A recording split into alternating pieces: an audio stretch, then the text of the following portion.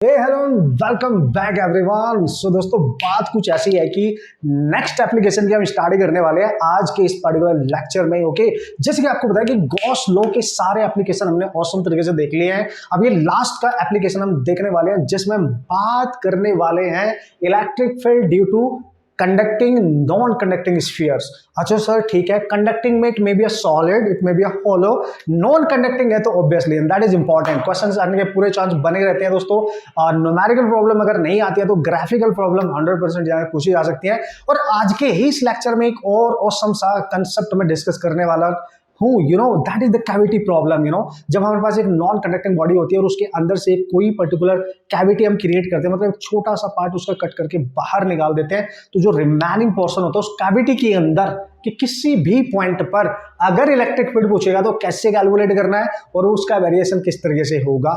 ठीक है, करें स्टार्ट आज का मिशन। ओके, हम बात करने वाले हैं सर, आज क्या बात करने वाले हैं सर, जैसे कि मैंने आपको बताया इलेक्ट्रिक फील्ड का ये लास्ट एप्लीकेशन आपका गॉस लॉ का इलेक्ट्रिक फील्ड के लिए होने वाला है, जहां से क्वेश्चंस पूछे जाने के चांस बनने वाले हैं। ठीक है, ओके, सो इलेक्ट्रिक फील्ड हम बात कर रहे हैं बॉस। अच्छा सर लिख देता हूं, ड्यू टू किस किस की वजह से, किस किस की वजह से। ठीक है, तो सबसे पहली वजह क्या है सर। अच्छा डिफरेंट तरीके होते हैं बट हम यहाँ गॉस लॉ का यूज कर रहे हैं क्योंकि उसकी हेल्प से आप इजिली अटैक कर सकते हो क्वेश्चन को। आई मीन इजिली क्वेश्चन को सॉल्व कर सकते हो, कम से कम टाइम में क्वेश्चन को सॉल्व कर सकते हो। वही मैटर करता है किसी भी कॉम्पिटिटिव एग्जाम्स में। How easily you can solve the problem when within less time you can say, minimum time you can say. Okay, तो सबसे पहले हम बात करेंगे दोस्तों due to solid conducting sphere. Okay, तो इसको स्फेरिकल सेल कह सकते हो, कंडक्टिंग स्फेरिकल सेल है एक आपके पास, ऐसे भी आप कह सकते हो। तीसरा क्या लेंगे सर, देखो जैसे कि मैं हमेशा बोलता हूं कि जो चीज आप पढ़ने जा रहे हो पहले उसको देख लो किस किस की वजह से हम बात करने वाले हैं। तो भाई इसकी वजह से बात करने वाले हैं, इसकी वजह से बात करने वाले हैं, इसकी वजह से। पहले इनके रिजल्ट देखेंगे, इनके कंसेप्ट देखेंगे, इनके फॉर्मुलाज देखेंगे किस तरीके से बनाए गए हैं, फिर उनको अप्लाई कैसे करना है to solve the numerical problem, फिर ये सीखेंगे बढ़िया तरीके से। ओके बॉस, अब क्या करेंगे sir, due to non conducting लेना है, non conducting. Okay sir, non conducting sphere की बात करेगा।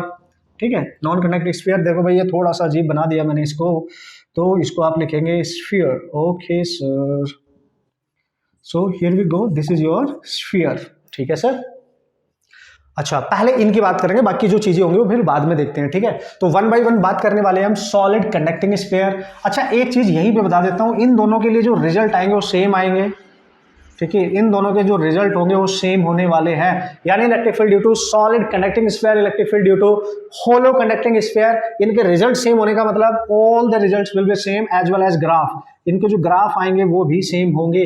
तो किसी एक को सीख लेते हैं, बस ऐसे ही होगा। ठीक है, ऐसे ही होगा, किसी एक को सीख लेते हैं कि कैसे करना है गॉस थ्योरम के अकॉर्डिंग। वैसे तो आपको ना कंसेप्ट को यूज करना आना चाहिए, सबसे इंपॉर्टेंट ये होता है। ठीक है, जल्दी स्टार्ट करें।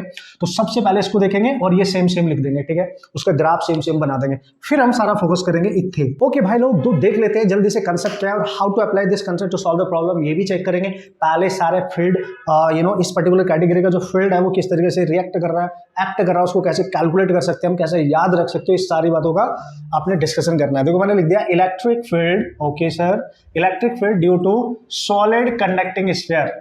ठीक है, सॉलिड है। ठीक है, देखना भाई है ना, ऐसे मान लेते हैं इसकी जो रेडियस है दोस्तों वो r है। चूंकि ये कंडक्टिंग है, अगर इसके अंदर आप चार्ज डालोगे तो सारा चार्ज आउटर बॉडी पे आएगा, आई मीन आउटर सरफेस पे आ जाएगा। इसके पूरा कंप्लीट चार्ज आउटर सरफेस पे आके स्प्रेड हो जाएगा। इसके अंदर चार्ज है ही नहीं बॉस। ठीक है, तो सारा चार्ज इसके आउटर सरफेस पे है प्लस क्यू। बिल्कुल सर सही कह रहे हो आप।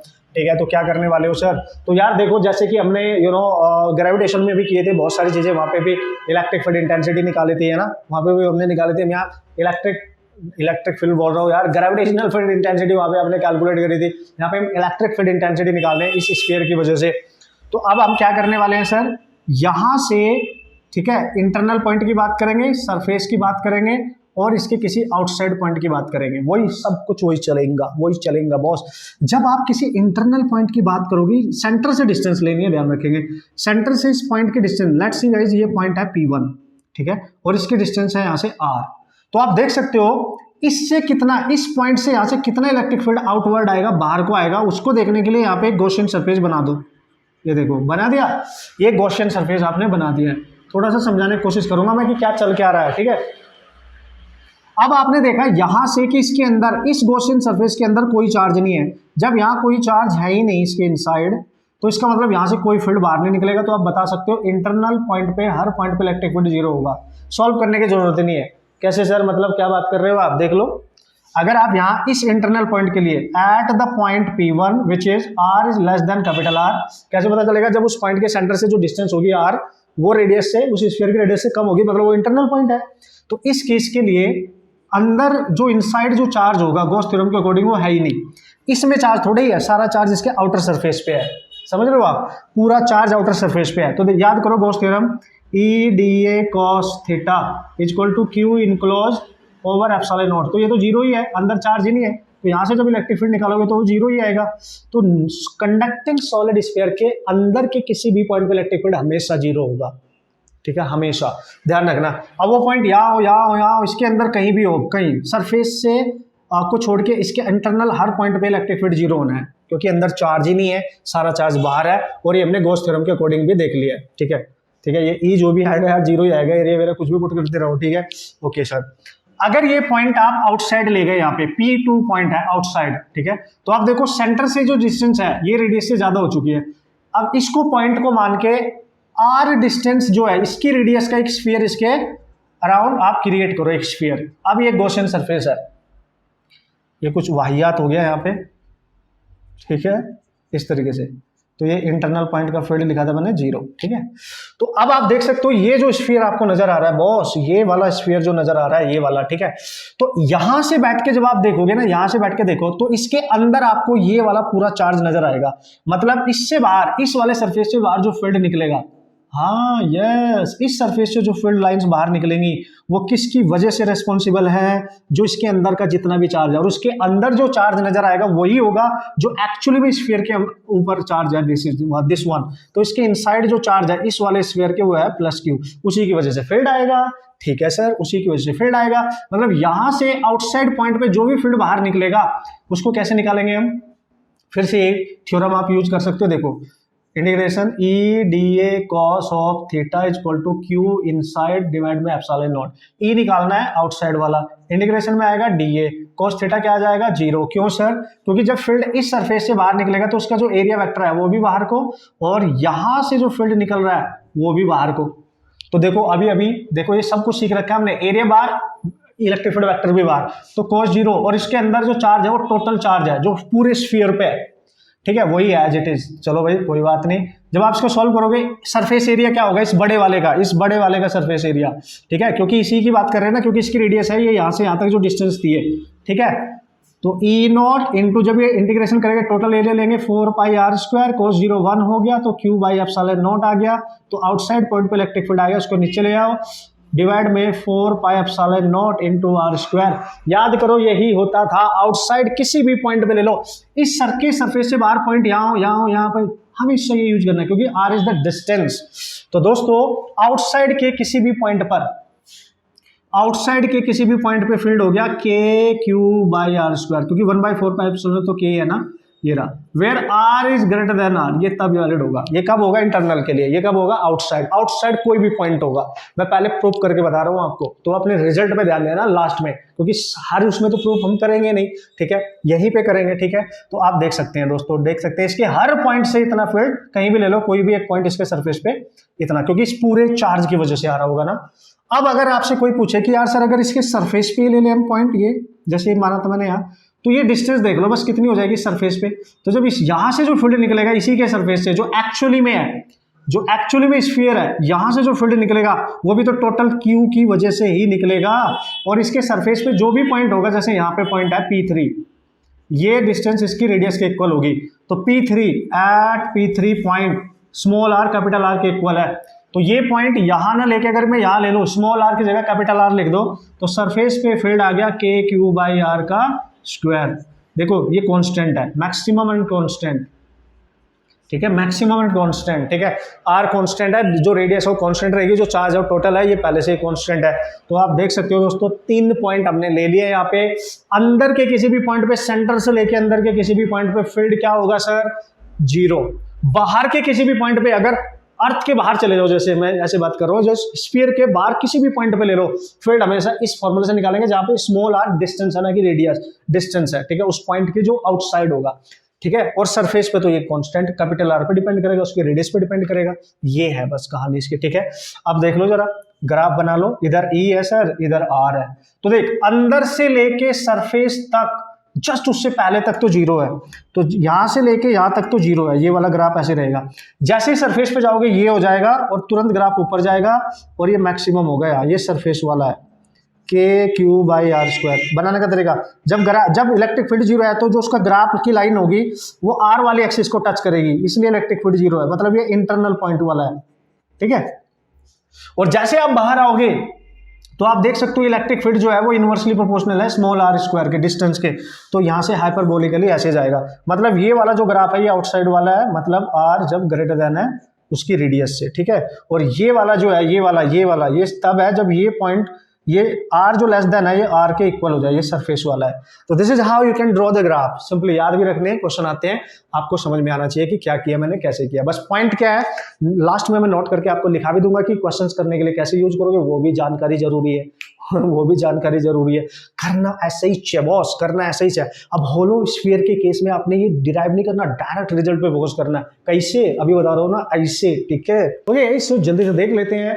यहाँ पे मैं बात करने वाला हूँ electric field due to hollow conducting sphere. H means hollow conducting sphere. अभी हमने क्या देखा कि सॉलिड स्फीयर होता था, तो जल्दी से मैं आपको बता देता हूँ कि किस तरीके से आपने उसको याद रखना है और किस तरीके से यहाँ रिजल्ट यूज करने हैं। जब सॉलिड स्फीयर था कंडक्टिंग, तो अंदर चार्ज रुकेगा ही नहीं, सारा आउटर सरफेस पे आएगा, ठीक है। इसीलिए इसके केस में भी सारा चार्ज आउटर सरफेस पे, इसके केस में भी सारा चार्ज ऑलरेडी आउटर सरफेस पे रहेगा, क्योंकि ये तो हॉलो है, अंदर मास ही नहीं है, तो चार्ज का मतलब ही नहीं, अंदर तो खाली है। इसके अंदर एडिशनल चार्ज जरूर रखा जा सकता है, बट इसके अंदर नहीं रखा जा सकता क्योंकि सॉलिड है। जैसे ही रखेंगे बाहर आ जाएगा। इसके अंदर देखो ये हॉलो है, खाली है ना अंदर से, अगर मैं कोई चार्ज रखना चाहूँ एडिशनल रख सकता हूँ, है ना। बट चूंकि मैंने इसको चार्ज अभी केवल दिया आउटर सरफेस पे, ठीक है, समझ गए, दोनों में डिफरेंस समझो। अब देखो यहां पे जो हमने आंसर किया है, एक इंटरनल पॉइंट लिया था, एक सरफेस वाला और एक आउटसाइड वाला। जब हमने इंटरनल पॉइंट की बात की थी, उसकी सेंटर से जो डिस्टेंस है वो रेडियस से कम है, अगर इसकी रेडियस आर है, तो यहाँ पे इंटरनल पॉइंट पे फील्ड हमेशा जीरो आया था, ठीक है, यही याद रखना है। सरफेस पे पूछेंगे सर यहाँ से जो फील्ड लाइन बाहर निकलेंगी सरफेस वाली, तो वो इसके टोटल चार्ज पे डिपेंड करेगी और इसकी रेडियस पे, ये होता था। बाहर वाले पे, यहाँ पे जो फील्ड बाहर निकलेगा सर इस वाले पॉइंट के लिए, तो यहाँ से डिस्टेंस इसकी रेडियस से ज्यादा है, तो आउटसाइड में आया था कि टोटल चार्ज काम करेगा उसके लिए, लेकिन डिस्टेंस लेंगे स्मॉल आर। बस ये रिजल्ट आपने याद रखने, ठीक है, ओके कूल। अब यहाँ जो सिमिलरली इसके अंदर तो वैसे भी मास नहीं है, तो चार्ज की बात ही नहीं है। इस वाले पॉइंट पे देख लो, सरफेस पे देख लो, और बाहर वाले पॉइंट सेम रिजल्ट है सारे। यहाँ पे इंटरनल जीरो है सर, क्योंकि अंदर तो खाली है, वो चार्ज तो मतलब ही नहीं बनता, ठीक है। सरफेस पे सर सेम के क्यू बाई आर स्क्वायर, क्योंकि सरफेस से जो फील्ड निकलेगा, इस सरफेस से जो फील्ड बाहर को निकलेगा वो इस चार्ज की वजह से निकलेगा, क्योंकि सारा चार्ज ही सरफेस पे है, तो मैक्सिमम फील्ड तो सरफेस के पास ही होगा एकदम। लेकिन जैसे ही सरफेस से आप थोड़ा सा बाहर जाओगे, देखो तो सेंटर से डिस्टेंस जब रेडियस से ज्यादा हो गई, मतलब ये कंडीशन बताती है कि आप आउटसाइड हो, तो यहाँ पे जो फील्ड जाएगा आउटसाइड पे वो भी सेम ही होगा, क्योंकि वो भी टोटल चार्ज पे डिपेंड करेगा, बस डिस्टेंस चेंज हो गई, k q by small r square. बस ये रिजल्ट याद रखने। ग्राफ भी सेम है दोस्तों, ग्राफ भी सेम है, समझ गए लॉजिक। दोनों में आप सोचोगे सर दोनों में फर्क क्या है, फिर फर्क ये देखो, ग्राफ सेम है, ये वाला ग्राफ ऐसे जाएगा, ठीक है। फर्क क्या है सर, इसके अंदर चार्ज रखो क्योंकि सॉलिड है, रख सकते हैं लेकिन बाहर आ जाएगा। इसके अंदर अगर आप चार्ज रखोगे अंदर तो वो वही रहेगा, मतलब उसकी वजह से फील्ड क्रिएट हो जाएगा अंदर, वो बाहर नहीं आएगा, क्योंकि अंदर मास ही नहीं है ना, कंडक्ट ही नहीं कर पाएगा। तो सारा चार्ज आप देख सकते हैं इन दोनों में फर्क क्या है। तो इस पे न्यूमेरिकल एडिशनली बना सकते हैं, इस पे न्यूमेरिकल जो बनाएंगे उसके आउटर सरफेस के चार्ज की वजह से ही होगा, ठीक है, समझ गए। सपोज करो आपसे पूछ लिया, सपोज करो आपसे एक एग्जांपल दे दिया, उसने बोला एक स्फीयर है जिस पे हमने चार्ज दिया, ठीक है सर, चार्ज दे दिया इस पे 2q और इसकी जो रेडियस है वो r है। तो फाइंड, अगर आपसे पूछा find electric field at distance r/2 पे, एट डिस्टेंस 2r पे, ऐसे पूछ लिया। तो आप देखो r डिस्टेंस कितनी है उस पॉइंट पे जहां पे इलेक्ट्रिक फील्ड निकालना है, रेडियस की हाफ, यानी ये रेडियस है तो उसकी हाफ तो कहीं अंदर होगा, तो इस केस के लिए तो इलेक्ट्रिक फील्ड होगा इनसाइड यानी 0। सॉल्व भी नहीं करना, लेकिन ये डिस्टेंस देखो रेडियस से डबल है, मतलब यहाँ पे डिस्टेंस रेडियस से ज्यादा है, क्योंकि रेडियस r है, डिस्टेंस जो है 2r है, तो इसके लिए आउटसाइड वाला फॉर्मूला यूज कर लेंगे, के क्यू, क्यू कितना है सर 2q, तो 2q लेंगे पूरा, और डिस्टेंस का स्क्वायर तो आप लेंगे k into 2q upon distance है सर 2r का स्क्वायर, तो यहाँ बचेगा kq अपॉन 2r का स्क्वायर। ये देख लो, मतलब इस तरीके से आप अप्लाई कर सकते हो, समझ गए। वैसे इसमें भी अप्लाई कर सकते हो, नो प्रॉब्लम। ये जो चेकआउट की पॉइंट कहाँ पे है, ठीक है, ये चेक करना है, समझ में आ गया होगा मेरे ख्याल से। अब क्वेश्चन इन पे कैसे आएंगे, क्वेश्चन आप किस तरीके से सॉल्व कर सकते हैं, वो सब करके बताऊंगा, टेंशन नहीं लेने का, सब करके बताऊंगा, ठीक है। Okay, so here we go, कुछ एग्जांपल मैं यहाँ पे ले रहा हूँ जिससे आपको अप्लाई करना आ जाएगा, और हर टाइप के क्वेश्चन आप सॉल्व करके आ सकते हैं, नो प्रॉब्लम। इन्हीं से समझ आ जाएगा आपको कि कैसे करते हैं सर, ठीक है। Okay okay okay okay sir, चलो स्टार्ट करें बॉस। उसने बोला कि एक स्फेरिकल सेल है आपके पास, मतलब कंडक्टिंग है, ये आप मान के चले कंडक्टिंग ही है, ठीक है, अभी कंडक्टिंग ही है, ठीक है जी, कंडक्टिंग है सर, पूरा चार्ज सरफेस पे है, और उसने बोला इस पे चार्ज क्यू है। उसने बोला इफ अ पॉइंट चार्ज, ठीक है ना, अगर वो क्वेश्चन ऐसे दे दे, point charge is kept at centre, अगर उसके सेंटर पे एक पॉइंट चार्ज रख दें, ठीक है, then find electric field at point, है ना, किसके लिए sir, at point having distance क्या, r equal to r by 2, r equal to 2r, ऐसा हो जाए। फिर से वैसे डिस्टेंस ले ली मैंने, मतलब वो जो पॉइंट की डिस्टेंस है वो r बाई 2 पे भी हो सकती है, और वो डिस्टेंस इसकी r 2r पे भी हो सकती है, मतलब r उसकी रेडियस है, ठीक है। तो अगर हम इसको सॉल्व करेंगे तो क्या होगा, ध्यान से देखना। तो उसने बोला कि अभी ये है, फिर उसने बोला कि अगर इसके, अभी देखो ये स्फीयर है, होलो स्फीयर है, इसके आउटर सरफेस पे चार्ज है केवल, लेकिन अगर इसके सेंटर पे भी चार्ज रख दे, ऐसे बोल रहा है, तो देखो अगर इसके सेंटर पे भी चार्ज रख दोगे, कुछ स्मॉल क्यू पॉइंट चार्ज है, और इसके ऑलरेडी आउटर सरफेस पे चार्ज पहले से ही रखा है, प्लस क्यू पहले से ही रखा है, ठीक है।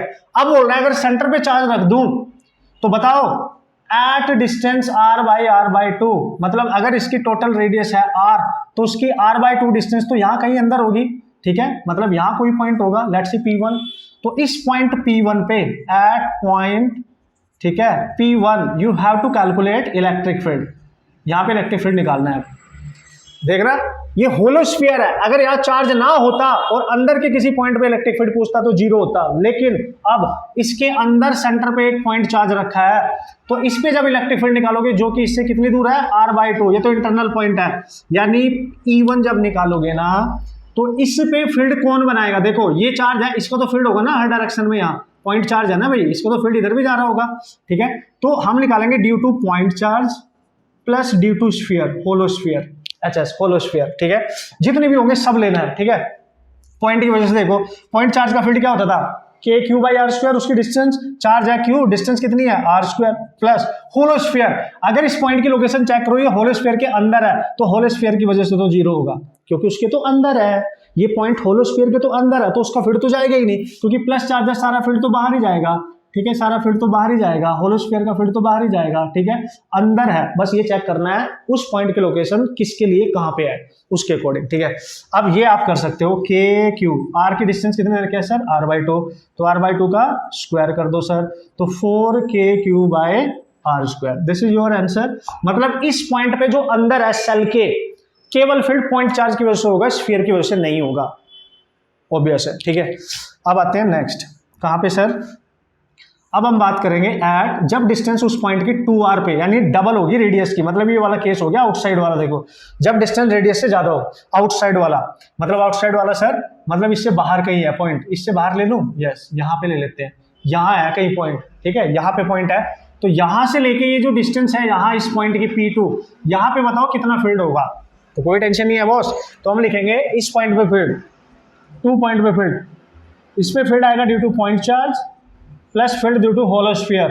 अब देखो पॉइंट चार्ज की वजह से फॉर्मूला आपको पता है, पॉइंट चार्ज का के क्यू बाई आर स्क्वायर, तो उसका चार्ज लो और उसकी डिस्टेंस लो, डिस्टेंस कितनी है सर, यहाँ से लेके यहाँ तक की डिस्टेंस, ये है स्मॉल r की वैल्यू 2r, तो 2r का स्क्वायर, मतलब दोनों की वजह से होगा, पॉइंट की वजह से भी और स्फीयर की वजह से भी, प्लस स्फीयर के बाहर है चूंकि ये, तो स्फीयर के बाहर से फील्ड इस पे जाएगा, यानी उसका चार्ज क्यू पार्टिसिपेट कर रहा है, और डिस्टेंस तो वही लेनी है, तो आप लिखेंगे के क्यू, क्योंकि आउटसाइड वाला है याद करो, और आर स्क्वायर, और आर दे रखिए 2r, ठीक है जी, तो E2 आ जाएगा आपका के small Q upon 4r square, plus यहाँ आ जाएगा के कैपिटल क्यू अपॉन 2r का स्क्वायर, तो आप देख सकते हो E2 यहाँ से आप कॉमन ले सकते हो, के बाई 4r², अंदर बचेगा q plus capital Q, and this is the final electric field at that point. Clear that that is the final electric field at that point. Okay, तो इस तरीके से दोस्तों आप बना सकते हो question, no problem at all. Question कैसे भी आ सकता है, आप आराम से क्वेश्चन को डिजाइन कर सकते हो, क्वेश्चन को बना सकते हो, पंगे वाली बात है ही नहीं। बस ये देखो पॉइंट कहाँ पे है और उस पॉइंट पे कौन कौन सा वहाँ पे पर्टिकुलर जो ऑब्जेक्ट है कौन कौन सी वहाँ पे फील्ड बना रहे हैं और कौन सा फील्ड नहीं बना रहे हैं, और वो पॉइंट किसके लिए अंदर है, किसके लिए बाहर है, किसके लिए सरफेस पे है। कुछ भी हो सकता है, कुछ भी हो सकता है, टेंशन क्यों ले रहे हो, समझ रहे हो ना कैसे क्वेश्चन आएंगे, कैसे करने हैं। तो guys, so here we go, this is the next question, और क्वेश्चन मैंने आपके लिए लिखा है, आप इसको प्रैक्टिस करेंगे, इसका आंसर मेरे को बताएंगे, और बताएंगे जरूर बॉस, बताएंगे जरूर, ठीक है। सॉल्व करना नहीं होगा तो मेरे से पूछना, मोस्ट इंपॉर्टेंट बता देता हूँ, समझा देता हूँ। यहाँ पे इस बार दो कॉन्सेंट्रिक होलोस्फीयर लिए हैं, कॉन्सेंट्रिक है दोनों, मतलब दोनों का सेंट्रिक कॉमन है, ये छोटे वाला और ये बड़े वाला, कॉन्सेंट्रिक होलोस्फीयर है, ठीक है। Find the electric field due to this combination, कहाँ पे, एट द पॉइंट जिसकी डिस्टेंस 3r/2 होगी, r is the radius of the sphere. आप देख सकते हैं यहाँ पे जो छोटे वाला उसकी रेडियस है ये, ठीक है, और जो बड़े वाला उसकी रेडियस इससे डबल है, ठीक है। तो 2r, जब उसकी डिस्टेंस 2r होगी, जब उसकी डिस्टेंस 3r होगी, समझ गए होंगे, ये लोकेशन होंगी। मतलब इस डिस्टेंस के लिए पॉइंट के लोकेशन P1 मान लेना, इसके लिए P2 मान लेना, इसके लिए P3, है ना, उनका फील्ड निकालना, और उसके बाद जो फील्ड आएगा, उस फील्ड का जो भी फील्ड आएगा हर पॉइंट पे उसके अकॉर्डिंग ग्राफ भी बनाने का बॉस, ग्राफ भी बनाने का, E वर्सेस R ग्राफ बनाने का, ठीक है। मतलब ये ग्राफ ड्रॉ करना, ट्राई करना कि कैसे करना है, इंपॉर्टेंट क्वेश्चन माना जा सकता है।